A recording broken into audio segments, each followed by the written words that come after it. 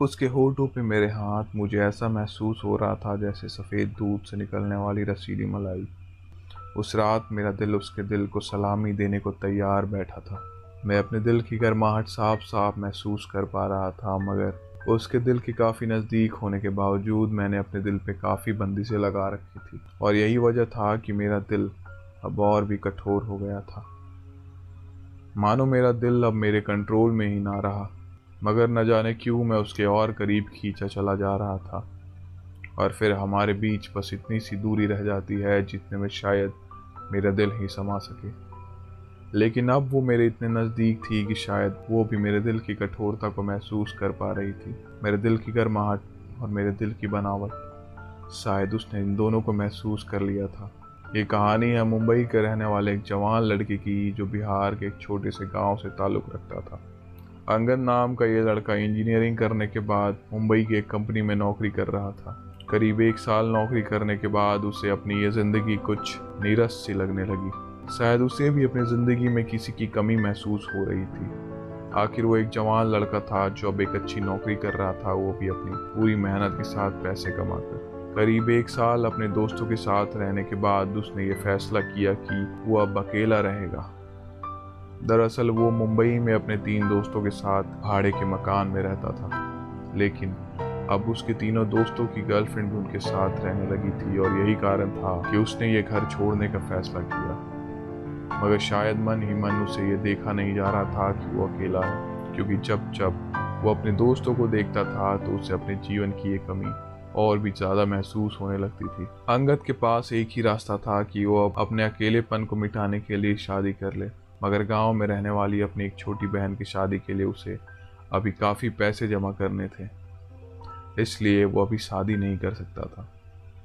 ये सब सोचने के बाद अब अंगद अपने घर से कुछ दूर अपने लिए एक नया घर ढूंढने के लिए निकल पड़ता है, और 2 दिन बाद उसे अपने लिए एक नया घर मिल भी जाता है। ये घर अंगद के पुराने वाले घर की तरह बड़ा तो नहीं, मगर काफ़ी सुंदर था। अंगद अब थोड़ा खुश रहने लगा, और कुछ दिन ऐसे ही बीतते चले गए।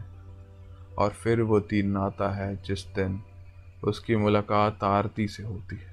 वो संडे का दिन था, ऑफिस की छुट्टी थी, सुबह का वक्त, और अंगद अपने छत पर कसरत कर रहा था कि तभी छत पर पायल की छम छम की आवाज़ सुनाई देती है। अंगद का ध्यान उसकी तरफ जाता है, और दूसरे ही पल अंगद मानो उसे देखकर खो सा गया। उसे ऐसा लग रहा था जैसे सुबह की ठंडी शांत हवाएं आरती के गीली बालों को छूकर अंगद के बदन तक पहुंच रही हो। शायद आरती भी अभी अभी नहाकर छत पर अपने कपड़ों को सुखाने आई थी कि तभी आरती की नजर भी अंगद के पसीने से भीगे बदन पर पड़ती है, और कुछ पल के बाद मानो आरती भी निशब्द हो जाती है।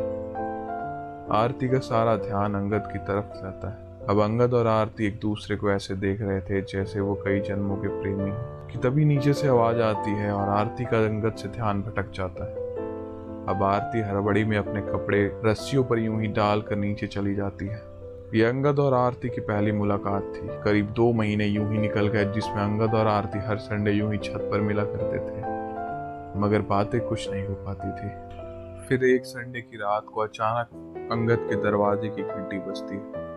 रात के करीब 10 बज रहे थे और अंगद अभी अभी बाहर से लौटा ही था।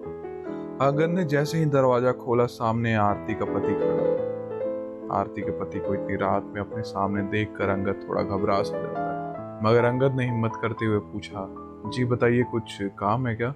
मगर आरती का पति मुस्कुराते हुए कहता है, जी मैं इसी बिल्डिंग में रहता हूँ, आपके फ्लैट के नीचे वाले घर में। अंगद आरती के पति को अच्छी तरह से पहचानता था। उसने कई बार उसे और आरती को साथ बाजार जाते हुए देखा था, मगर आरती का पति अंगद को नहीं पहचानता था। आरती का पति अपनी बातें आगे बढ़ाते हुए कहता है, जी कल मेरे बेटे का बर्थडे है और हम लोगों ने बिल्डिंग के सभी लोगों को डिनर पर बुलाया है, तो आप भी कल रात 8 बजे हमारे घर आ जाना। इतना कहते हुए आरती का पति गुड नाइट बोल के वहां से चला जाता है। बर्थडे का दिन आता है, मगर आज अंगद को ऑफिस से लौटने में काफी देर हो जाती है। करीब रात के 10 बजे वो आरती के घर पहुंचता है। डोरबेल बजाते ही आरती लाल साड़ी में दरवाजा खोलती है। आरती को सामने देख अंगद मंत्रमुग्ध हो जाता है। दरअसल लाल साड़ी में आरती किसी स्वर्ग की अप्सरा की तरह लग रही थी। उसके कमर के नीचे से पहनी हुई वो साड़ी, उस साड़ी में उसके नाभि के पास बना वो काला तिल अंगद को साफ साफ नजर आ रहा था। वो दोनों एक दूसरे को देख ही रहे थे कि तभी आरती का पति पूछता है, कौन आया है आरती? तभी आरती थोड़ा घबराते हुए बोलती है, जी हमारे फ्लैट के ऊपर जो नए किराएदार आए हैं ना, वही है। फिर आरती और उसका पति अंगद का स्वागत करते हैं। कुछ देर जान पहचान और कुछ इधर उधर की बातें होने के बाद आरती का पति अपने बेटे को सुलाने के लिए अंदर के कमरे में चला जाता है।